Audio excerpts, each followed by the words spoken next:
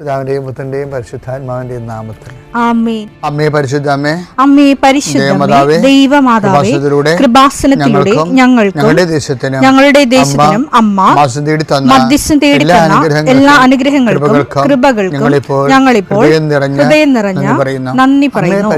അമ്മേ പരിശുദ്ധമേ, ദൈവമാതാവേ, 2004 ഡിസംബർ 7 ഉച്ചകഴിഞ്ഞ് 2:30 കൃപാസനത്തിൽ സംഭവിച്ച അമ്മയുടെ പ്രത്യക്ഷപ്പെടലിനെ കുറിച്ച് തിരുസഭയ്ക്ക് സമർപ്പിച്ചിരിക്കുന്ന പഠനരേഖകളുടെ മേൽ സഭാത്മകമായ പഠനം ആരംഭിക്കുവാൻ ഞങ്ങൾ പ്രാർത്ഥിക്കുന്നു.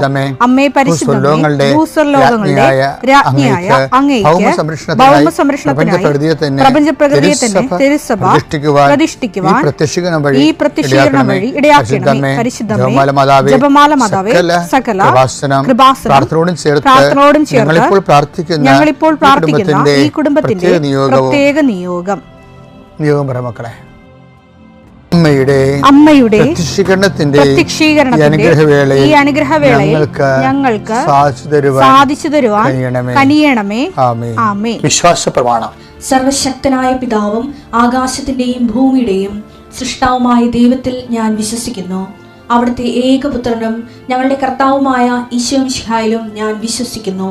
ഈ പുത്രൻ പരിശുദ്ധാത്മാവിനാൽ ഗർഭസ്ഥനായി കന്യകാമറിയത്തിൽ നിന്ന് പിറന്ന് പൊന്തിയോസ് പീലാത്തോസിന്റെ കാലത്ത് പീഡകൾ സഹിച്ച് കുരിശിൽ തറയ്ക്കപ്പെട്ട് മരിച്ച് അടക്കപ്പെട്ട് പാതാളങ്ങളിൽ ഇറങ്ങി മരിച്ചവരുടെ ഇടയിൽ നിന്ന് 3-ാം നാൾ ഉയർത്ത് സ്വർഗത്തിലേക്ക് എഴുന്നള്ളി സർവശക്തിയുള്ള പിതാവായ ദൈവത്തിന്റെ വലതുഭാഗത്തിരിക്കുന്നു.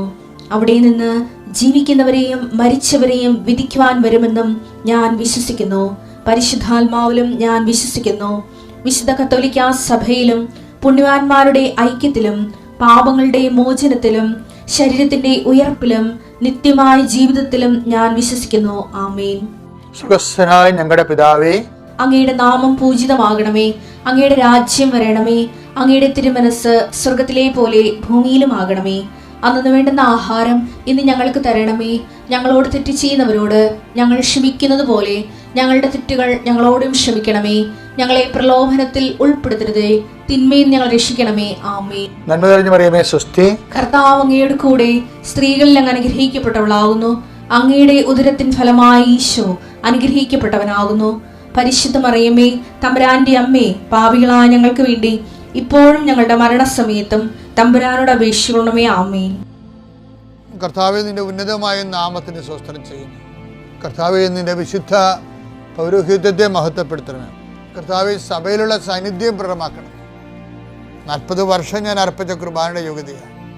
കുർബാനത്താറെ ജീവനോടെ പ്രത്യക്ഷപ്പെട്ട പരിശുദ്ധമ്മയുടെ പ്രത്യക്ഷീകരണത്തിന് സ്ഥിരീകരണത്തിനായി അങ്ങയുടെ മക്കൾ ഇന്ന് അഭിമുഖിക്കുന്ന എല്ലാ വിഷയത്തിൻ്റെ മേലും സഞ്ചാരി മാതാവി സമയത്തിൻ്റെ അധികാരി അമ്മയുടെ പ്രത്യേകമായ സാന്നിധ്യം ഉണ്ടായിക്കൊണ്ട് കർത്താവേ, ഞങ്ങളുടെ കഴിവ് കൊണ്ടല്ല, അങ്ങയുടെ കൃപ കൊണ്ടാണ്. അങ്ങയുടെ മക്കൾ എവിടെയെല്ലാം യാത്ര ചെല്ലുന്നുവോ, ഏതെല്ലാം പരീക്ഷ എഴുതുന്നുവോ, ഏതെല്ലാം പക്ഷേ റിസൾട്ട് കാത്തിരിക്കുന്നുവോ, ഓരോ വിഷയത്തിന് മനസ്സ് എന്ത് നേറിക്കൊണ്ട് കാത്തിരിക്കുന്ന സഹായം പ്രതീക്ഷിക്കുന്ന ഓരോ സ്ഥലങ്ങളെയും കർത്താവേ, അത് നഷ്ടപ്പെട്ടു പോകാതെ അവർക്ക് കിട്ടാനും അവർക്ക് അനുഭവവേദ്യമാക്കാനും കർത്താവെ സഹായിക്കണമേ എന്ന് പ്രാർത്ഥിക്കുന്നു. നഷ്ടപ്പെട്ടു പോകുന്ന സ്ഥലങ്ങൾ, നഷ്ടപ്പെട്ടു പോകുന്ന ബന്ധങ്ങൾ, നഷ്ടപ്പെട്ടു പോകുന്ന കരാറുകൾ, ഇങ്ങനെ നഷ്ടപ്പെട്ടു പോകാൻ സാധ്യതകളെല്ലാം കർത്താവിൻ്റെ നാമത്തിൽ ബന്ധിക്കുന്നു. ഓരോ സ്ഥലവും ഓരോ വിഷയത്തെ നീ ആസ്പദമായിക്കൊണ്ട് അതിനെ അധികരിച്ചുകൊണ്ട് ഓരോ വിഷയത്തിൻ്റെ മേലും നീ ആഗ്രഹം അവലംബിച്ചുകൊണ്ട് അത് ഓരോ ഡേറ്റും ഓരോ നീ പ്രത്യാശയോടെ കാത്തിരിക്കുന്ന ചില വ്യക്തികളുടെ വരവ്, പ്രത്യാശയോടെ കാത്തിരിക്കുന്ന ചില ഓഫറുകൾ, പ്രത്യാശയോടെ കാത്തിരിക്കുന്ന ചില തീയതികൾ എല്ലാം എൻ്റെ ദൈവവേദനെ നിനക്ക് അനുഗ്രഹമായി മാറട്ടെ. അതിനെതിരെ വരുന്ന എല്ലാ തിന്മയുടെ ശക്തികളെയും ഈശോയുടെ നാമത്തിൽ ഞാൻ ബന്ധിച്ചു കർത്താവിനെ കാൽക്കീഴിലാക്കുന്നു. കർത്താവെ, രോഗികൾ, പീഡിതര്, കുടുംബസമാധാനം ഇല്ലാത്തവര്, വിദേശ യാത്ര ചെയ്യുന്നവർ, കർത്താവെ, അവരെല്ലാം നീ ആശീർവദിക്കണമെന്ന് പ്രാർത്ഥിക്കുന്നു. എൻ്റെ കർത്താവിൻ്റെ ഉന്നതമായ നാമത്തിൽ സഭയുടെ അധികാരത്തിൽ കുരിശിൻ്റെ അടയാളത്തിൽ ഉപരി പഠനത്തിന് വേണ്ടി ചിന്തിക്കുന്നവരും ആലോചിക്കുന്നവരും അതിനുവേണ്ടി പരിശ്രമിക്കുന്നവരും അവരുടെ കഴിവിനേക്കാൾ ഒരു ദൈവത്തിൻ്റെ കൃപയാൽ അവർ ചെന്നെത്തേണ്ട ഇടത്ത് അവരെ എത്തിക്കാൻ വേണ്ടി പരിശുദ്ധമ്മ ദേവമാതാവിൻ്റെ മധ്യസ്ഥ പ്രാർത്ഥിക്കുന്നു. കർത്താവ് അസ്ഥിരോഗികളെ സുഖപ്പെടുന്നതിനെ ഓർത്ത് നന്ദി പറയുന്നു. ആ ദർശനത്തിലുള്ളതാണ്. അസ്ഥിരോഗികളെ കർത്താവ് സുഖപ്പെടുന്നതിനെ ഓർത്ത് നന്ദി പറയുന്നു. നിത്യപിതാപുത്രൻ പരിശുദ്ധാത്മാവായ സർവേശ്വരൻ നീക്കുവാമേ. സങ്കീർത്തനം 42:2 എന്റെ ഹൃദയം ദൈവത്തിനായി ദാഹിക്കുന്നു. ജീവിക്കുന്ന ദൈവത്തിനു വേണ്ടി തന്നെ. എപ്പോഴാണ് എനിക്ക് ദൈവസന്നിധിയിലെത്തി അവിടത്തെ കാണാൻ കഴിയുക. രാപ്പകൽ കണ്ണീർ എന്റെ ഭക്ഷണമായി. എവിടെ നിന്റെ ദൈവമെന്ന് ഓരോരുത്തർ നിരന്തരം എന്നോട് ചോദിച്ചു. അതായത് നമ്മളെപ്പോഴും ഈ ദിവസങ്ങളുണ്ടല്ലോ, അതായത് ഇതൊരു വിഷയമാണ്. പല ആൾക്കാർക്കും ഭയങ്കര ദാഹമാണ്. പക്ഷേ എന്ത് സംഭവിച്ചു കഴിഞ്ഞാൽ കുറേ നാൾ കഴിയുമ്പോൾ നമ്മൾക്ക് നമ്മുടെ പ്രാർത്ഥനകൾക്ക് അമിത ഭാരം വെക്കും. അതിൻ്റെ കാരണം വെച്ച് കഴിഞ്ഞാൽ കുറേ നാൾ കഴിയുമ്പോഴേ ഇപ്പം ഇവിടുത്തെ ഈ സങ്കീർത്തനത്തിൻ്റെ സത്യസന്ധമായ ഭാരക്കുറവുള്ള പ്രാർത്ഥന കാരണം പറക്കാൻ എളുപ്പമാണ്. എന്താ കാര്യം? എൻ്റെ ആത്മാവ് ദൈവത്തിനായി, ജീവനുള്ള ദൈവത്തിനായി ദാഹിക്കുന്നു. അപ്പോൾ ശരിക്കും നമ്മുടെ ദാഹം എന്താ? നമ്മൾ ഒന്ന് ചിന്തിച്ചാൽ മനസ്സിലാവും, നമ്മൾ ദൈവത്തിനായിട്ടല്ല ദാഹിക്കണത്, ദൈവത്തിൻ്റെ ആനുകൂല്യത്തിനായിട്ടാണ് ദാഹിക്കുന്നത്. എൻ്റെ ആത്മാവ് ദൈവത്തിനായി എന്നല്ല, ദൈവത്തിൻ്റെ അനുഗ്രഹത്തിനായി ദാഹിക്കുന്നു. അങ്ങനെ ഒരു കാലം മുഴുവൻ തുടർന്നുള്ള അവസ്ഥ എന്താ? അപ്പോൾ പ്രാർത്ഥനയ്ക്ക് ഈട് വെക്കും. പിന്നെ ഒരു കാലത്ത് ഇത് പൊങ്ങത്തില്ല. പല ആൾക്കാരുടെയും പ്രാർത്ഥന ഭാരപ്പെട്ട പ്രാർത്ഥനയാണ്. കാര്യം എന്താണ്? ഇവർ ദൈവമായിട്ടുള്ള ഇടപാട്. ഇപ്പം ചെല്ലു ചോദിക്കണേ, എന്തിനാ എന്താ ഇപ്പം പള്ളിയിൽ നിന്ന് മാറണില്ല? അപ്പം തിരിച്ച് പള്ളിയിൽ നിന്ന് പോകാത്തവരോട് പറയുമ്പോൾ നിങ്ങളൊന്നും കാണുന്നില്ലല്ല. ഞങ്ങൾ വലിയ പാപികളൊന്നുമില്ലേ. അപ്പോൾ എന്ന് വെച്ചാൽ നമ്മൾ പാപികളുമായി തന്നെയല്ല, അവർക്ക് അതിനൊക്കെ ആവശ്യമില്ലെന്നാണ് പറയണത്. പള്ളിയിൽ പോകണ്ട. അപ്പോൾ എന്തോ ആവശ്യമുണ്ടെങ്കിൽ മാത്രമേ പള്ളി. ഏറ്റവും വലിയ ആവശ്യം എന്താ? ദൈവമാണെന്ന് ആ മരക്കഴുതൊക്കെ അറിയത്തില്ല. അത് ചിലർക്ക് മരണം വരെ അറിയാൻ പറ്റത്തില്ല. പിശാച് വന്ന ആ ജ്ഞാനം അവരിൽ നിന്ന് തട്ടി മാറ്റിക്കളയും മിക്കവാറും. കാര്യം ഏറ്റവും വലിയ ആവശ്യം എന്ന് പറഞ്ഞാൽ എന്താ? ഭൗതിക ജഡിക സമ്മർദ്ദങ്ങളെക്കാളല്ല, ദൈവമാണ് ഏറ്റവും വലിയ ആവശ്യം. നമ്മളൊക്കെ പ്രാർത്ഥിക്കുന്നതും ദൈവവുമായിട്ട് ഒരു കമ്മ്യൂണിക്കേഷനും റിലേഷനിലും ഒരു സ്നേഹത്തിൽ നിലനിൽക്കാനാണ് നമ്മുടെ ആത്മാവ്. അതായത് എൻ്റെ ആത്മാവ് ജീവനുള്ള ദൈവത്തിനായി ദാഹിക്കുന്നതെന്നാണ്. ആ ഇസ്രായേൽ എപ്പോഴും അങ്ങനെ പറയത്തുള്ളൂ. ഇസ്രായേൽ ദൈവത്തിൻ്റെ രണ്ടായിട്ടാണ് കണ്ടിരിക്കുന്നത്. ചത്ത ദൈവങ്ങളുണ്ട്, ജീവനുള്ള ദൈവങ്ങളുണ്ടാണ്. അതുകൊണ്ടാണ് പത്രോസ് പറയണത്. എന്താ പത്രോസ് പറയാം? പത്രോസിനോട് കർത്താവ് ചോദിക്കത്തില്ലേ, whom do you say that I am? ഞാൻ ആരാണെന്നാണ് നിങ്ങൾ പറയുന്നത്? എവിടെ വെച്ചാൽ ചോദിക്കണേ? ഇത് കെസറിയ ഫിലിപ്പിൽ വെച്ച്. കെസറിയ ഫിലിപ്പ് എന്താ? കേസർ എന്ന് പറഞ്ഞാൽ സീസറിൻ്റെ ചക്രവർത്തിയുടെ അഭിധാനത്തിന് വേണ്ടി ഫിലിപ്പ് രാജാവ് പണികഴിപ്പിച്ച അമ്പലത്തിൻ്റെ മുകളിൽ വെള്ളരിക്കോലങ്ങളെപ്പോലെ എന്നാണ് പറയുന്ന ബറൂക്കിൻ്റെ പുസ്തകമില്ലേ, കണ്ണുണ്ട് കാണുന്നില്ലാത്ത വിഗ്രഹങ്ങൾ. അപ്പം എന്ന് വെച്ചാൽ അവർ അടയാളമായിട്ടല്ലല്ലോ, അവർ വിഗ്രഹമായിട്ട് തന്നെ ദൈവമായിട്ടാണ് കാണുന്നത്. നമ്മളൊക്കെ അതിനെ അടയാളമായിട്ടും പ്രതിരൂപമായിട്ടൊക്കെ പ്രതിച്ഛായിട്ട് കാണും.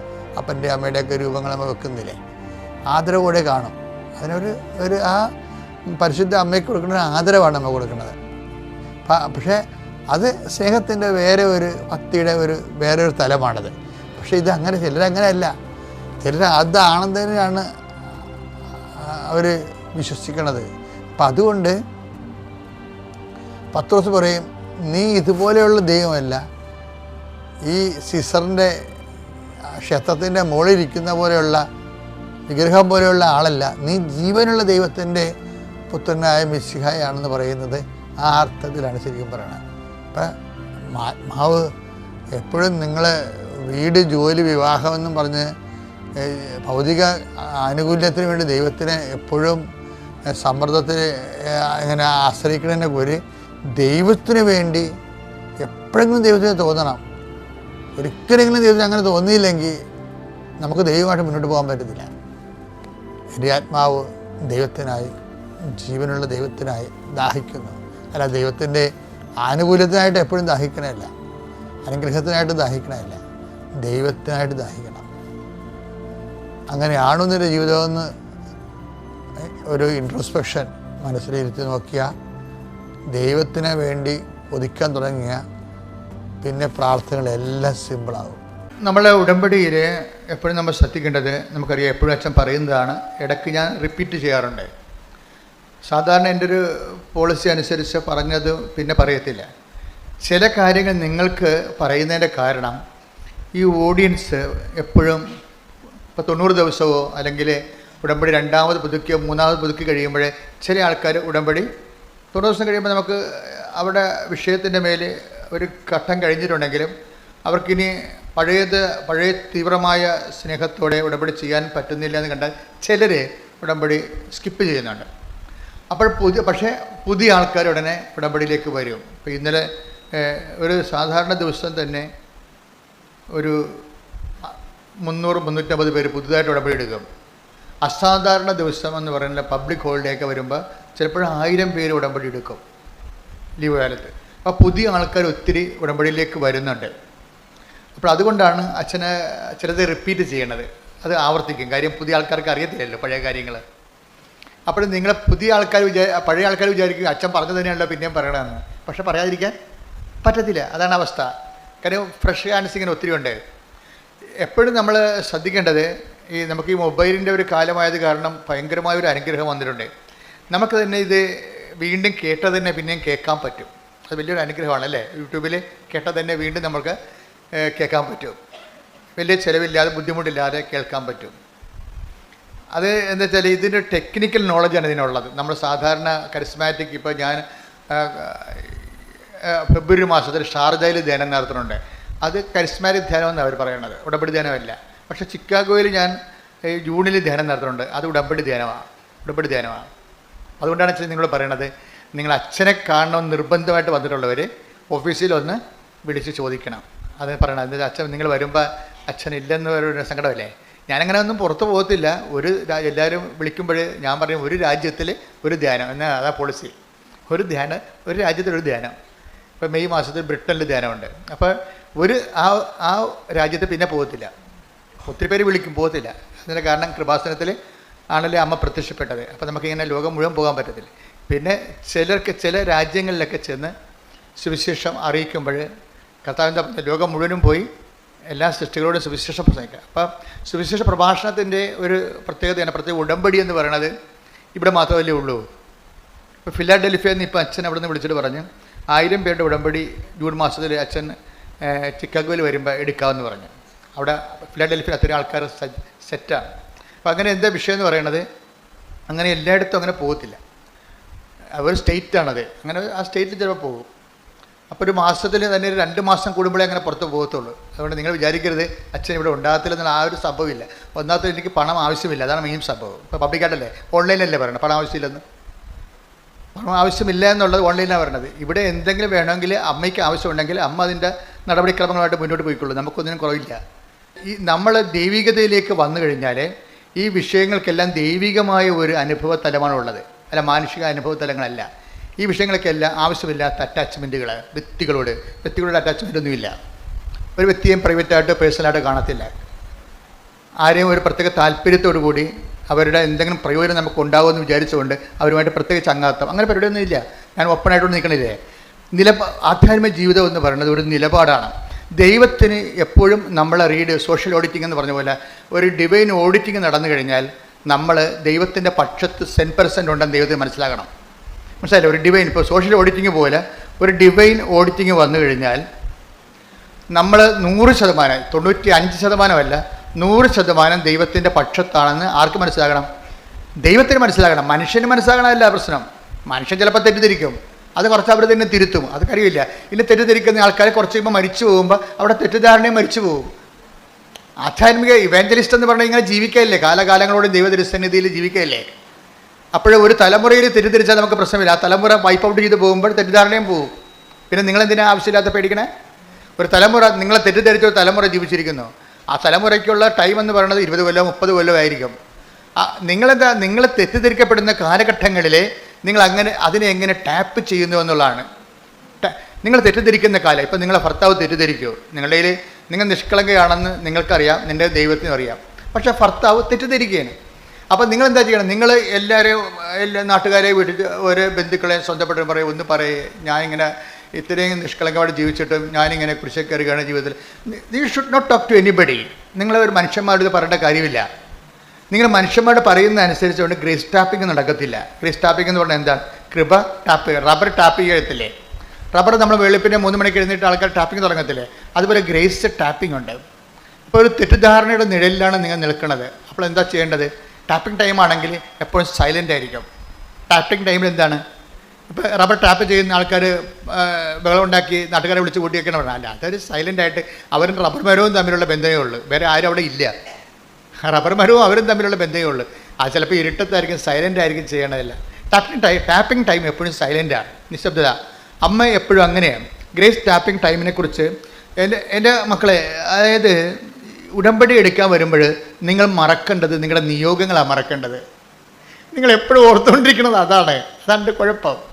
നിങ്ങൾ ഉടമ്പടി എടുക്കാൻ വരുമ്പോൾ ആദ്യം മറക്കേണ്ടത് എന്താണ്? നിങ്ങളുടെ നിയോഗങ്ങൾ മറന്നു കളയണം. എന്താ കാര്യം? അത് നമ്മുടെ വിഷയമല്ലാത്തത് കൊണ്ടാണ്. വൺസ് നമ്മൾ കർത്താവിൻ്റെ പരിശുദ്ധ അമ്മയുടെ കൈകളിൽ കൊടുത്തു, ഈശോനെ ഏൽപ്പിക്കാൻ പറഞ്ഞ് ശ്രദ്ധിച്ചു കഴിഞ്ഞാൽ പിന്നെ ആ വിഷയം നമ്മുടെ അല്ല. പിടിയില്ലേ? നമ്മളൊരിക്കലും ആ വിഷയം എഴുതി ടൈപ്പ് ചെയ്ത് അമ്മയുടെ കൊടുത്തു, അമ്മ 6 കാര്യമുണ്ട്. 6 അല്ലാട്ട അമ്മേ, 10-60 കാര്യമുണ്ട്, ഇപ്പോൾ 6 അല്ല എഴുതാൻ പാടുള്ളൂ എന്ന് പറയുമ്പോൾ നിൻ്റെ നീ അത് കൊടുക്കുമ്പോൾ തന്നെ ആ വിഷയം ടേക്കപ്പ് ചെയ്തു. പിന്നെ നീ ആ വിഷയത്തെക്കുറിച്ച് അപരാധി കൊള്ളരുത്.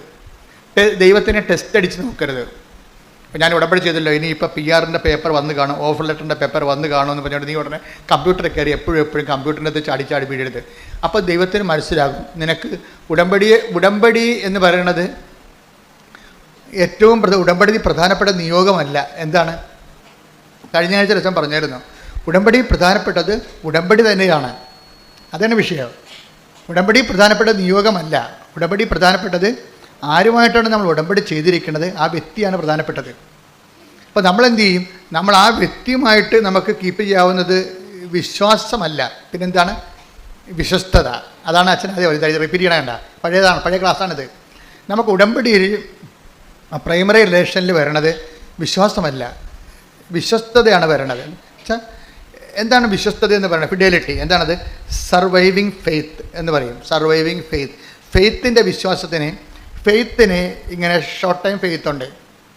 കർത്താവ് പറയും ഷോർട്ട് ടൈം ഫെയ്ത്ത് എന്താ? അല്പവിശ്വാസി. എന്താ? വിശ്വാസമുണ്ട്, പക്ഷെ 2-3 ദിവസത്തെ വിശ്വാസമേ ഉള്ളൂ. അതാണ് അല്പവിശ്വാസി. എന്താണ് കാര്യം? ഫെയ്ത്ത് ഷോർട്ട് ടൈം ആകാൻ കാരണം അതിൻ്റെ അകത്ത് സംശയത്തിൻ്റെ കണ്ടൻറ്റ് കൂടുന്നത് കൊണ്ടാണ്. ഇപ്പോൾ പത്രോസ് കർത്താവ് കടലിന് മീതെ നടന്നു വന്നത് കണ്ടപ്പോൾ, ഇപ്പോൾ കടലിന് മീതെ നടക്കുന്നത് ഒരു പൊട്ടൻസിയാണെന്ന് മനസ്സിലായി പത്രോസിന്. കടലിൽ നീന്തിയിട്ടുള്ള ആളാണ്, പക്ഷേ നടന്നിട്ടില്ല. പക്ഷെ കർത്താവ് നടന്നു വരുന്നത് കണ്ടപ്പോൾ ഇങ്ങനെയൊക്കെ കടലിൻ്റെ പുറത്ത് ചെയ്യാൻ പറ്റുമല്ലേ? അപ്പോഴേ പത്രോസ് പറഞ്ഞു, if it is you let me also come to you. നീയാണ് എങ്കിൽ എന്നെ കൂടി നിൻ്റെ അടുത്ത് വരാൻ അനുവദിക്കാം. അപ്പോഴേ പുള്ളിക്ക് ഭയങ്കര എന്നെ കൂടി നിൻ്റെ അടുത്ത്. Take the word of God. സ്തുതിയുടെ ഹല്ലേലൂയ. ഹല്ലേലൂയ ഹല്ലേലൂയ ഹല്ലേലൂയ. യേശുവേ നന്ദി. ഹല്ലേലൂയ ഹല്ലേലൂയ ഹല്ലേലൂയ. യേശുവേ ആരാധന ആരാധന ആരാധന. പരിശുദ്ധ പരമദിവ്യകാരുണ്യത്തിന് ആരാധനയും സ്തുതിയും പുകഴ്ചയും ഉണ്ടായിരിക്കട്ടെ. കടലിരമ്പം പോലെ പരിശുദ്ധ പരമദിവ്യകാരുണ്യത്തിന് ആരാധനയും സ്തുതിയും പുകഴ്ചയും ഉണ്ടായിരിക്കട്ടെ. മത്തായി 14:28. മത്തായി 14:28. പത്രോസ് അവനോട് പറഞ്ഞു, കർത്താവേ, അങ്ങാണെങ്കിൽ ഞാൻ ജലത്തിനു മീതെ കൂടി അങ്ങയുടെ അടുത്തേക്ക് വരുവാൻ കൽപ്പിക്കുക. അപ്പോൾ ഈശോ പറയും ഖാം എന്ന് പറയും. വരൂ, അവൻ പറഞ്ഞു. വരൂ.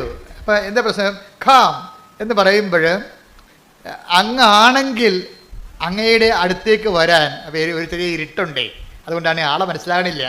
പക്ഷേ കർത്താവിൻ്റെ ഉടുപ്പും മുടി കാറ്റത്ത് പറക്കണ കണ്ടിട്ട് ഏറെക്കുറെ അങ്ങാണെന്ന്, അങ്ങല്ലാതെ വേറെ ആരും ഇങ്ങനെ വരാൻ സാധ്യതയില്ല. അതൊക്കെ ഒരു നോളജാണ് പുള്ളിയുടെ. അതാണ് കർത്താവ് അങ്ങാണെങ്കിൽ ഈ കടലിൻ്റെ മീതെ അങ്ങയുടെ അടുത്തേക്ക് വരാൻ എന്നെയും അനുവദിക്കാൻ പറയും.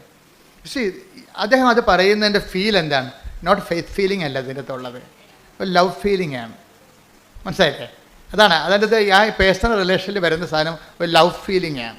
ക്രിസ്തുവുമായിട്ട് ഒരു ലവ് ഫീലിംഗ്, വ്യക്തിപരമായ ലവ് ഫീലിംഗ് സാധ്യമാണെന്ന് നമ്മൾ മനസ്സിലാക്കി തരുന്ന ആദ്യത്തെ അപ്പോസ്തലനാണ് പത്രോസ്. യോഹന്നാനൊക്കെ പിന്നെ വരുന്ന ആൾക്കാരാണ്. സെക്കൻഡ് ടൈമിലാണ് യോഹന്നാനൊക്കെ വരുന്നത്. അത് അവസാനം അങ്ങനെയാണ്. ക്രിസ്തുവിനോട് ഒരു പേഴ്സണൽ റിലേഷൻ, നമുക്ക് ദൈവത്തോടൊരു വിശ്വാസ റിലേഷനല്ലേ ആൾക്കാർക്ക് ഉണ്ടാകുന്നത്. അതിനേക്കാൾ ഉപരി ഒരു ലവ് റിലേഷൻ ക്രിസ്തുവുമായിട്ട് സാധ്യമാണെന്നുള്ളത് നമ്മളെ പഠിപ്പിക്കുന്നത് പത്രോസിനോട് ചേർന്ന് വന്നിട്ടുള്ള കഴിഞ്ഞ 2000 വർഷങ്ങളായിട്ട് വന്നിട്ടുള്ള മഹാവിശുദ്ധന്മാരൊക്കെ, അറിയപ്പെടാത്ത വിശുദ്ധന്മാരും അറിഞ്ഞ വിശുദ്ധന്മാരും എല്ലാം ക്രിസ്തുവിനെ മനസ്സിലാക്കുന്നത് ഒരു വിശ്വാസത്തിൻ്റെ ലെവലിലല്ല, പിന്നെ എന്താണ്, ഒരു പേഴ്സണൽ ലെവൽ, സ്നേഹത്തിൻ്റെ ലെവലിലാണ്. ഇപ്പോൾ ചിലരൊക്കെ പറയും ഞാൻ എപ്പോഴും മാതാവിനോട് സംസാരിക്കുന്നുണ്ടെന്ന് പറയുന്നില്ലേ, മാതാവ് എന്നോട് സംസാരിക്കുന്നുണ്ടെന്ന് പറയും. അതായത് ഒരു സമയത്ത് നമ്മൾ സംസാരിക്കാൻ തുടങ്ങിയാൽ അത് സത്യസന്ധമാണ് ദൈവത്തിന് മനസ്സിലായാൽ ദൈവം പിന്നെ നമ്മളോട് സംസാരിക്കാൻ തുടങ്ങും. അതിന് ഒരു പഞ്ഞമില്ല ആ സംഭവത്തിന്.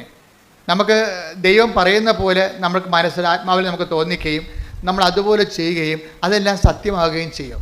ഈ ഉടമ്പടി വന്നത് അങ്ങനെയല്ലേ, ഒരു ഇൻട്രാക്ഷൻ ലെവലാണ് ഇതെല്ലാം വരണം. അല്ലാതെ ആരെങ്കിലും എന്നെ പഠിപ്പിച്ചതാണ് ഉടമ്പടി തൈലം, ഉടമ്പടി ഉപ്പ് എന്നൊക്കെ പറഞ്ഞത്. ഇതൊക്കെ സംസാരത്തിൽ നിന്ന് കർത്താവ് നമുക്ക് ഉള്ളിൽ വെളിവാക്കി തന്നെ കാര്യങ്ങളാണ്. ഉപ്പ് എനിക്കറിയത്തില്ല, ഉപ്പിന് ഇത്രയും കണ്ട് ആധികാരിക ശക്തി ദൈവത്തിൻ്റെ നാമത്തിൽ ഉപ്പ് എന്ന് പറയുന്ന മീഡിയത്തിന് അവകാശ ശക്തി, അധികാര ശക്തി ഉണ്ടെന്ന് എനിക്കറിയത്തില്ല. ഉപ്പ് ജനങ്ങൾ ആക്ടിവേറ്റ് ചെയ്ത് കഴിഞ്ഞപ്പോൾ ജനങ്ങൾ അത് വളരെ മനോഹരമായ രീതിയിൽ അപ്ലൈ ചെയ്യാൻ തുടങ്ങിയപ്പോഴാണ് ഞാൻ ഇതിൻ്റെ റെഫറൻസിലേക്ക് ബൈബിളിൽ ചെല്ലുമ്പോഴാണ് ഉപ്പ് അപ്ലൈ ചെയ്തിട്ടുള്ള പല ഭാഗങ്ങൾ കാണുന്നത്. അപ്പോഴാണ് ഉപ്പിന് ഉടമ്പടിയുമായിട്ട് ബന്ധമുള്ളത്, നമുക്ക് ഉടമ്പടിയുടെ ടേംസ് കിട്ടണത്. അപ്പോൾ നോക്കുമ്പോൾ നമ്മൾ ഉപയോഗിച്ചുകൊണ്ടിരിക്കുന്ന എല്ലാ നേർച്ച വസ്തുക്കൾക്കും തന്നെ ഉടമ്പടിയുടെ പെർസ്പെക്റ്റീവിൽ വളരെ തിയോളജിക്കൽ ഇംപ്ലിക്കേഷൻസ് ഉള്ളതാണ്, ദൈവശാസ്ത്രപരമായിട്ടുള്ള സൂചകങ്ങളുള്ളതാണ്. പക്ഷേ ഇതെങ്ങനെയാണ് ഉപയോഗിക്കുന്നത്, ഇത് ഉപയോഗിക്കുമ്പോൾ നമ്മുടെ മെൻ്റൽ കണ്ടീഷൻ എന്താണ്, അതൊക്കെയാണ് ഉടമ്പടി ധ്യാനത്തിൽ പറയണത്. അതുകൊണ്ടാണ് അത് ടെക്നിക്കൽ നോളജാണ്, ശ്രദ്ധിച്ചിരിക്കണമെന്ന് പറഞ്ഞതിൻ്റെ കാരണം. അപ്ഡേഷൻസ് വരണം, എല്ലാത്തിനും പുതിയ അപ്ഡേഷൻസ് എപ്പോഴും വന്നുകൊണ്ടിരിക്കും. കാര്യം വെച്ച് കഴിഞ്ഞാൽ ഉടമ്പടി പടയാളികളെന്നും പറഞ്ഞൊരു വംശം തന്നെ ഇറങ്ങിയിരിക്കുകയാണ്. അവർ അതിമനോഹരമായ രീതിയിൽ വെന്റിലേറ്ററിലും ICUയിലും, അതുപോലെ തന്നെ ഇപ്പോൾ തന്നെ ഒരു സാക്ഷ്യം കേട്ടില്ലേ, ഇന്ത്യയിൽ തന്നെ UPSC 2 സീറ്റേ ഉള്ളൂ, അതിൽ1 സീറ്റ് ഇവർക്ക് കിട്ടും, പക്ഷേ ഇവർക്ക് മെറിറ്റില്ല. അപ്പോൾ ഞാൻ എപ്പോഴും ഓർക്കുക, ഈ ഉടമ്പടിയുടെ ഏറ്റവും വലിയ ഉടമ്പടിയുടെ കത്തിജ്വലിക്കുന്ന ആധാരങ്ങളിൽ എന്താണ്? Not by merit but by grace. ഇത് എല്ലായിടത്തും ആപ്ലിക്കേറ്റാണ്. ഇതിന് ഫണ്ടമെൻ്റൽ പ്രിൻസിപ്പിൾ. ഉടമ്പടി ഇത്രയും ജ്വലിക്കാൻ കാര്യം ഇതിൻ്റെ ഫണ്ടമെൻ്റൽ പ്രിൻസിപ്പിളാണ്. എന്താണ്? നോട്ട് ബൈ മെറിറ്റ്, നിൻ്റെ കഴിവ് കൊണ്ടല്ല, പിന്നെ എന്താണ്, എൻ്റെ കൃപ കൊണ്ടാണെന്ന്. അതാണ് ഇത്. നിങ്ങൾ ഉടമ്പടി എടുത്തവർ ശരിക്കും പറഞ്ഞാൽ ഒരു ലെറ്റർ പാഡിൽ എഴുതിയിട്ട് നിങ്ങളുടെ എവിടെ കാണപ്പെടുന്ന സ്ഥലത്ത് ഒട്ടിച്ച് വെക്കേണ്ടതാണ്. നിങ്ങളെ ഈ കുടുംബം ഇനി റൺ ചെയ്യാൻ പോണത് നോട്ട് ബൈ മെറിറ്റിലാണ്. അതായത് അടിച്ചു വെക്കണം ശരിക്കും, not by merit but by grace. എന്നുവെച്ചാൽ എൻ്റെ കഴിവ് കൊണ്ടല്ല, ദൈവത്തിൻ്റെ കൃപ കൊണ്ട്. അപ്പം നമുക്ക് നമ്മുടെ മുമ്പിൽ ഈ ഒരു ഭജന വെളിപാട് അനന്തമായ സാധ്യതയാണ് തരണത്. അപ്പം നിങ്ങൾക്ക് 15 കോടി കടമുണ്ട്, നിങ്ങൾക്കറിയാം നിങ്ങളുടെ ഉള്ളിൽ മൊത്തം വിറ്റ് ചുട്ടാലും ആ കടം പരിഹരിക്കത്തില്ല, മെറിറ്റില്ല. പക്ഷേ സാധ്യമാണ്. എന്താണ്? Not by merit but by grace. ഇപ്പം ധനവാൻ ഒരു ബിസിനസ് മാനാണ്, അയാൾ ബിസിനസ്സുകാർ ഒന്നും ദൈവരാജ്യത്തിലേക്ക് വരാൻ വലിയ പാടാണ്. ബിസിനസ്സുകാരെ എന്താ കാര്യം വെച്ച് കഴിഞ്ഞാൽ അവർക്ക് 4-5 പുസ്തകം കാണില്ല, ചിലർക്ക്, എല്ലാവർക്കും ഒന്നുമല്ല. 4-5 കുടുംബത്തിൻ്റെ ഷെയർ ഹോൾഡേഴ്സിനെ കാണിക്കാനൊരു പുസ്തകം ഇല്ലേ, ഗവൺമെൻറ് ഇൻകം ടാക്സിനെ കാണിക്കാൻ വേറൊരു പുസ്തകം, അങ്ങനെ പല പുസ്തകങ്ങൾ ചില സമയത്ത് ചില ബിസിനസ്സുകാർ സൂക്ഷിക്കുന്നു. അവർക്ക് അവിടെ ന്യായങ്ങളുണ്ട്, അതൊന്നും ശരിയാണെന്ന് സുവിശേഷത്തിൽ പറയത്തില്ല. പക്ഷേ അതല്ല, സുവിശേഷം വേറെ ചില ആശങ്കകൾ കാണിക്കും. എന്താ കാര്യം? നീ ഇങ്ങനെ ബിസിനസ് പരമായിട്ടുള്ള ചില നിലപാടുകൾ എടുക്കും, അതല്ല ടാക്ടിക്സോ, അതിനകത്ത് ബിസിനസ് പ്രൂഡൻസൊക്കെ ഉണ്ട്. ബിസിനസ് പ്രൂഡൻസ്, അതിനല്ലേ CA ഒക്കെ ഇരിക്കണത്. ബിസിനസ് പ്രൂഡൻസ് പറഞ്ഞു കൊടുക്കാൻ വേണ്ടി ഇരിക്കുകയാണ്. ശുദ്ധഗതിക്ക് പോയി തലവെച്ച് കൊടുത്ത് തലയും ഞൊട്ടിക്കൊണ്ട് സർക്കാർ പോകാതിരിക്കാൻ വേണ്ടി അവർ ചില CA അവരുടെ രീതിയിലുള്ള ചില ബിസിനസ് പ്രൂഡൻസ് പറഞ്ഞു കൊടുക്കും. ബിസിനസ് പ്രൂഡൻസാണ്, അപ്പോൾ അല്ല സർക്കാരിനെ പറ്റിക്കലല്ല, പ്രൂഡൻസ് പറഞ്ഞു കൊടുക്കണതാണ്. അപ്പോഴപ്പോൾ സർക്കാരിനെ പറ്റിക്കരുത്, അത് പാപമാണ്. പക്ഷേ അതല്ല, ബിസിനസ് പ്രൂഡൻസ് പറഞ്ഞു കൊടുക്കും. പക്ഷേ ചെന്നാലും ചില ആൾക്കാർ ചില അതിക്രമങ്ങളിൻ്റെ അകത്ത് ക്രമം തെറ്റിയ കാര്യങ്ങൾ കാണിക്കും. അപ്പോൾ ചിലർ ചോദിക്കും, ഒരിക്കൽ വിജയകുമാറിനോട് ചോദിച്ചു, വിജയകുമാറെ ഇത് നിങ്ങളുടെ ഈ ബിസിനസ്സും നിങ്ങളുടെ ഈ സുവിശേഷ പ്രവർത്തനവുമായിട്ട് ഇതെങ്ങനെ ശരിയാവുമെന്ന് ചോദിക്കും. ഞാൻ ചിലയിടത്തേക്ക് ചെന്നപ്പോൾ അദ്ദേഹമായിട്ട് കാനഡയിൽ എവിടെയോ ധ്യാനിപ്പിച്ചപ്പോൾ അവിടുത്തെ ആൾക്കാർ ചോദിച്ചതാണ്, വിജയകുമാർ സാർ ഇതെങ്ങനെയാണ് ഈ ബിസിനസ്സും ഇവാഞ്ചലൈസേഷൻ, സുവിശേഷ പ്രവർത്തനമായിട്ട് ശരിയാകണത്. എന്താണ്? ധനവാൻ സ്വർഗരാജ്യത്തിൽ പ്രവേശിക്കുന്നത് ഒട്ടകം സൂചിക്കുക. അതാണ് അവർ പാര വെച്ച് സ്നേഹപുരം ഒരു സ്നേഹപ്പാര വെച്ചതാണ് അവർ. ടേക്ക് ദ ബെഡക്കോട്ട് ശ്രുതിയുടെ ഹല്ലേലൂയ. മത്തായി 19:24. മത്തായി 19:24. വീണ്ടും ഞാൻ നിങ്ങളോട് പറയുന്നു, ധനവാൻ സ്വർഗരാജ്യത്തിൽ പ്രവേശിക്കുന്നതിനേക്കാൾ എളുപ്പം ഒട്ടകം സൂചിക്കുഴയിലൂടെ കടക്കുന്നതാണ്. അപ്പോഴേ ഇത് ചോദിച്ചപ്പോൾ വിജയകുമാർ സാർ, അങ്ങനെയാണെങ്കിൽ നിങ്ങൾ സുവിശേഷം പ്രസംഗിക്കുന്നത് നിങ്ങളെ പൗലോസപ്പോസ്തലൻ പറഞ്ഞിട്ടുണ്ടല്ലോ, ഞങ്ങൾ തന്നെ സുവിശേഷം പ്രസംഗിക്കുന്ന ഞങ്ങൾ തന്നെ പരിത്യജിക്കാതിരിക്കാൻ വേണ്ടി എടുക്കേണ്ട സുവിശേഷ നടപടികളെക്കുറിച്ച് പറഞ്ഞിട്ടുണ്ടല്ലോ. അപ്പോൾ വിജയകുമാർ സാർ പറഞ്ഞ് ഏറ്റവും വലിയ നടപടി ദൈവത്തിൻ്റെ കൃപയാണെന്ന്. വളരെ പ്രൂഡൻ്റ് ആൻസറാണ് കൊടുത്തത്. ഏറ്റവും വലിയ എന്താ കാര്യം? അതിൻ്റെ താഴെ ഉള്ളത് വായിക്കാൻ പറഞ്ഞു വിജയകുമാർ. എന്താണ്? 19:26. അതിന് താഴെ ഉണ്ടാ 19:26. യേശു അവരെ നോക്കി പറഞ്ഞു, മനുഷ്യർക്കിത് അസാധ്യമാണ്, എന്നാൽ ദൈവത്തിന് എല്ലാം സാധ്യമാണ്. ഞാനോടത്ത് വിജയകുമാറിന് ഇത്രയും പ്രൂഡൻസ് അങ്ങനെ കിട്ടിയെന്ന്. മനുഷ്യർക്കിത് അസാധ്യമാണ്. ഇപ്പം നമ്മൾ എന്ത് സംഭവം ചെയ്താലും ചില കാര്യങ്ങൾ മനുഷ്യർക്ക് അസാധ്യമായിട്ട് വരും. നമ്മൾ നോക്കുമ്പോൾ നമ്മുടെ മുമ്പിൽ ഒത്തിരി അസാധ്യതകളാണ് കിടക്കുന്നത് നമ്മുടെ മുമ്പിൽ. അപ്പോൾ അസാധ്യമായ കാര്യം നമ്മൾ എന്ത് ചെയ്യും? അപ്പോഴെന്താ ചെയ്യണം? ബൈബിൾ പറയും എന്താണ്? നോട്ട് ബൈ മെറിറ്റ് അല്ലെങ്കിൽ സാധ്യമല്ലെങ്കിൽ. മനുഷ്യർക്ക് സാധ്യമായതിനാണ് ബൈബിൾ മെറിറ്റ് എന്ന് പറയണത്. മനുഷ്യർക്ക് സാധ്യമായ കാര്യങ്ങളാണ് മെറിറ്റ് എന്ന് പറയണത്. പക്ഷേ മനുഷ്യർക്ക് സാധ്യമല്ലാത്ത കാര്യങ്ങളുണ്ട്. പക്ഷെ സാധ്യമാക്കാതെ മുന്നോട്ട് പോകാതിരിക്കാൻ പറ്റത്തില്ല. അതിനെന്ത് ചെയ്യും? അടുത്ത പ്രൊവിഷൻ എന്താണ്? ദൈവത്തിനല്ല. വചനത്തിലാണ് മത്തായി 19:26. മനുഷ്യർക്ക് അത് അസാധ്യമാണ്, പക്ഷേ ദൈവത്തിനെല്ലാം സാധ്യമാണ്. അപ്പം ദൈവത്തിൻ്റെ അനന്ത സാധ്യതയെ ടാപ്പിങ്ങിലാണ് ഈ ഉടമ്പടി പ്രയോഗം വെച്ചിരിക്കുന്നത്. നമ്മളൊരു പ്രാർത്ഥനാ ജീവിതത്തിൽ നിന്ന് നമ്മൾ ഉടമ്പടി ജീവിതത്തിലേക്ക് നമ്മൾ ഷിഫ്റ്റ് ചെയ്യാൻ, ശരിക്കും പറഞ്ഞാൽ ഒരു യു ടേൺ എടുക്കണ പോലുള്ള ഒരു മാറ്റമുണ്ട്.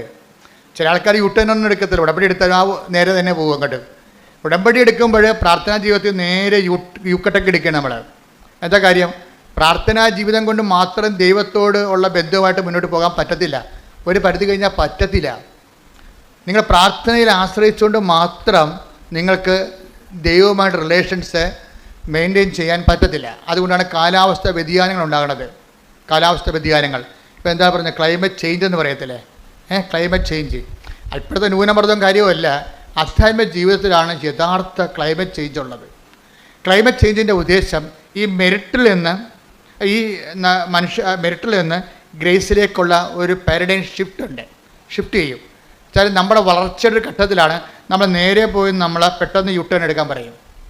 എന്താ കാര്യം? ലക്ഷ്യസ്ഥാനത്ത് എത്തുന്നതിന് വേണ്ടിയുള്ള ഒരു അധിക പരിശ്രമ സ്ഥലമാണിത്. അപ്പോൾ അതുകൊണ്ട് ഈ പ്രാർത്ഥനാ ജീവിതം മാത്രം പറഞ്ഞല്ലേ എന്തിനാണ് ഇപ്പം കരിസ്മാറ്റിക് ധ്യാനം ഇറങ്ങിയെങ്കിലും 50 കൊല്ലം കേരളത്തിലുണ്ടായിരുന്നു, ഇപ്പോഴും ഉണ്ട്. പക്ഷേ അപ്പോഴും കേരളത്തിലെ ഒരു 55% കുടുംബങ്ങൾ അതിലേക്ക് വന്നിട്ടില്ലായിരുന്നു. ഉടമ്പടി വന്നപ്പോഴേ ഒരു 75% ഇപ്പോൾ ആയിട്ടുണ്ട്. എന്താ കാര്യത്തിൽ കരിസ്മാറ്റിക്കാർ 50 കൊല്ലവും കൂടി ആ പുതിയ പദ്ധതിയിലേക്ക് വരാതിരുന്ന ആൾക്കാരും ഉടമ്പടിയിലോട്ട് വന്നു. അതായത് ഉടമ്പടിക്കുണ്ടായിരുന്ന ഒരു ഗുണം അതാണ്. കാര്യം കരിസ്മാറ്റിക് മേഖല 50 കൊല്ലം ഈ കേരള മണ്ണിൽ വളരെ ശക്തമായ രീതിയിൽ അടയാളങ്ങൾ സഹിതം പ്രവർത്തിച്ചിട്ടും അതിലേക്ക് വരാതിരുന്നവർക്കെയും ഉടമ്പടി പെട്ടെന്ന് കൊണ്ടുവന്നത്. കാര്യം ഒരു 6 ദിവസം ധ്യാനം കൊണ്ടല്ല കൊണ്ടത്, 4 മണിക്കൂർ ക്ലാസ് കൊണ്ടാണ് ഇവർ ടാപ്പ് ചെയ്ത് കൊണ്ടുവന്നത്. ഇത് ദൈവജ്ഞാനത്തിലുള്ള കാര്യമാണ്. ഞാൻ ബുദ്ധി കൊണ്ട് ആലോചിച്ചതല്ല ഇത്. നമ്മൾ ദൈവമായിട്ട് സഞ്ചരിച്ച് കഴിയുമ്പോൾ ഇത് എല്ലാ കാര്യങ്ങൾക്കും അതിൻ്റെ ഷോർട്ട് കട്ടുകളുണ്ട്. ഞാൻ എൻ്റെ സഹോദരനോട് പറയണത്, നിങ്ങളെപ്പോഴും ഒരു പ്രത്യേക പ്രശ്നവുമായിട്ടാണ് ഉടമ്പടി ചെയ്യണത്. പക്ഷേ അത് നിങ്ങളുടെ പ്രശ്നമാണ്, ദൈവത്തിൻ്റെ പ്രശ്നം അല്ല. ഇത് ഉടമ്പടി ദൈവത്തിൻ്റെ പ്രശ്നമാക്കി മാറ്റണം. ദൈവത്തിൻ്റെ പ്രശ്നം എന്താ? നിങ്ങളുടെ വളർച്ചയാണ്. ദൈവത്തിന് ഒരു പ്രശ്നമേ ഉള്ളൂ. നമുക്ക് ഒത്തിരി പ്രശ്നമില്ലേ, പക്ഷേ ദൈവത്തിന് ഒറ്റ പ്രശ്നമേ ഉള്ളൂ. എന്താ പ്രശ്നം? എൻ്റെ സ്വർഗസ്ഥനായ പരിപൂർണനായിരിക്കുന്ന പോലെ നിങ്ങളും പരിപൂർണരായിരിക്കണം.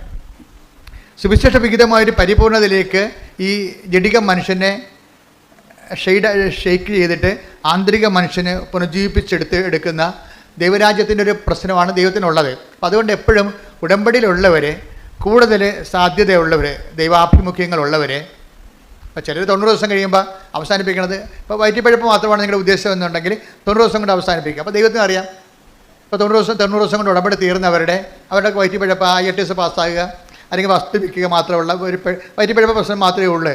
പക്ഷേ ഉള്ള പ്രോബ്ലം എന്ന് വെച്ച് കഴിഞ്ഞാൽ നിങ്ങൾക്ക് നാളെ പ്രശ്നമുണ്ടാകും. വീണ്ടും നിങ്ങൾ ഉടമ്പടിയിലേക്ക് വരുമ്പോൾ നിങ്ങൾ ടാർഗറ്റഡ് ആകും. എന്താ കാര്യം? നിങ്ങൾ ദൈവത്തെ സമീപിക്കുന്നത് കേവലം വയറ്റിപ്പഴുപ്പിന് വേണ്ടി മാത്രമാണെന്ന്. അത് നമ്മുടെ ലക്ഷ്യമാണത്, നമ്മുടെ കാര്യം നടക്കുക. പക്ഷേ ദൈവത്തിന് ഒരു ലക്ഷ്യമുണ്ട്. എന്താണത്?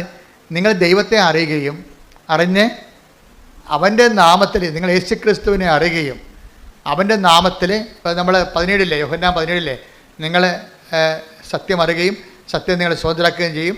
നിങ്ങൾ യേശുക്രിസ്തുവിനെ അറിയുകയും അവൻ്റെ നാമത്തിൽ നിത്യജീവൻ പ്രാപിക്കുകയും ചെയ്യണം. അതാണ് ദൈവത്തിൻ്റെ ലക്ഷ്യം. അപ്പോൾ ദൈവത്തിൻ്റെ ലക്ഷ്യങ്ങളെന്ന് പറയുന്നത് നിത്യജീവനുമായിട്ട് ബന്ധപ്പെട്ട വിഷയങ്ങളാണ് ഉള്ളത്. അപ്പോൾ നിത്യജീവൻ ഒരു പ്രധാനപ്പെട്ട വിഷയമായിട്ട് അഭിഷേകമായിട്ട് കെട്ടിക്കഴിയുമ്പോഴാണ് ആൾക്കാർ ഉടമ്പടി ഇങ്ങനെ ചേഞ്ച് ചെയ്ത് മേടിക്കണത്. അവർ 5 ഉടമ്പടി 5 പുതുക്കും 6 പുതുക്കും. എന്നിട്ട് അവരെന്താ പറയണത്? ഞാൻ ഉടമ്പടി ജീവിതത്തിലാണെന്നാണ് പറയണത്. അവരെന്താ പറയണത്? ഉടമ്പടി. അപ്പോൾ അവർ 1 പുതുക്കി അവസാനിപ്പിക്കണില്ല. അവർ ഉടമ്പടി വയറ്റിപ്പഴപ്പുള്ള ആൾക്കാർ മാത്രമേ 1 പുതുക്കി അവസാനിപ്പിക്കത്തുള്ളൂ. എന്താ വെച്ചാൽ അവർക്ക് ദൈവമല്ല പ്രശ്നം, പിന്നെ എന്താണ്? അവരുടെ നിയോഗമാണ് പ്രശ്നം. അപ്പോൾ നിയോഗം മാത്രം പ്രശ്നമുള്ളത്. അതുകൊണ്ടാണ് ഇപ്പോൾ എന്തുമാത്രം ആൾക്കാർ ഉടമ്പടി എടുത്തെങ്കിലും നമ്മുടെ യൂട്യൂബിലെ സബ്സ്ക്രിപ്ഷൻ നിൽക്കണേണ്ടല്ലേ, അതാണ് എടുക്കണ രീതി അനുസരിച്ച് നിൽക്കത്തുള്ളൂ. അത് കഴിഞ്ഞാൽ 90 ദിവസം കഴിയുമ്പോൾ പിന്നെ അവർ ചിലർ വിട്ടുപോകും. അതെന്ന് പറയുന്നത് അവരുടെ ആ വസ്തു വിൽക്കുന്ന വിഷയത്തിന് മാത്രമാണ് അവർ ഉടമ്പടി എടുത്തിരിക്കുന്നത്. ദാറ്റ് മീൻസ് വിഷയബന്ധിയാണ്. അതിൻ്റെ ലക്ഷ്യം ദൈവമല്ല. ചില ആൾക്കാർ പുതുക്കി ആ ഉടമ്പടി ഒരു ജീവിത രീതിയായിട്ട് എടുക്കും. അതുകൊണ്ടാണ് അവർ സിൽവർ ഗ്രേയിലേക്ക് വരണത്. അപ്പോൾ സിൽവർ ഗ്രേയിൽ വരുമ്പോൾ ചില സിൽവർ ഗ്രേക്കാർ ദൈവിക ലക്ഷ്യത്തിൽ എത്തിയിട്ടില്ല. അതുകൊണ്ടാണ് അവരുടെ സംഭവം പുതുക്കണ്ടെന്ന് ഞാൻ പറഞ്ഞിരിക്കുന്നത്. ചില സിൽവർ ഗ്രേക്കാരെന്ന് വെച്ച് കഴിഞ്ഞാൽ അവരിപ്പോഴും മകളെ പ്രസവിക്കണം, പെരക്കടാവിന് ഇംഗ്ലീഷ് മീഡിയത്തിൽ അഡ്മിഷൻ കിട്ടണം, ഇങ്ങനെയുള്ള ആദ്യം എന്താണ് അവിടെ എഴുതിയിരുന്നത് അത് തന്നെയാണ് ഇപ്പോഴും പറഞ്ഞുകൊണ്ട് നടക്കണം. അപ്പോൾ ഒരു സിൽവർ ഗ്രേ ഇങ്ങനെ അറിയാതെ ആയിപ്പോയതാണ്. അവരുടെ ആധ്യാത്മിക ജീവിതം സിൽവർ ഗ്രേ ആയിട്ടില്ല. അവിടെ സിൽവർ ഗ്രേ ഇങ്ങനെ പത്രം മേടിച്ചു വന്നപ്പോൾ അറിയാണ്ട് ഇങ്ങനെ ഇതിൻ്റെ കളർ വ്യത്യാസം വന്നു പോയതാണ്. അവിടെ ആധ്യാത്മിക ജീവിതം ഇപ്പോഴും കേന്ദ്രീയ വിദ്യാലയത്തിൽ പേരക്കടാവിന് അഡ്മിഷൻ കിട്ടണമെന്ന് പറഞ്ഞാൽ സിൽവർ ഗ്രേക്കാർ ചിലർ നടക്കുന്നത്. ഞാൻ പറഞ്ഞു അവിടെ പുതുക്കേണ്ട കാര്യമില്ല. കാര്യം എന്താ? ദൈവിക ലക്ഷ്യം അവർ അട്ടിമറിച്ചിട്ടുണ്ട്.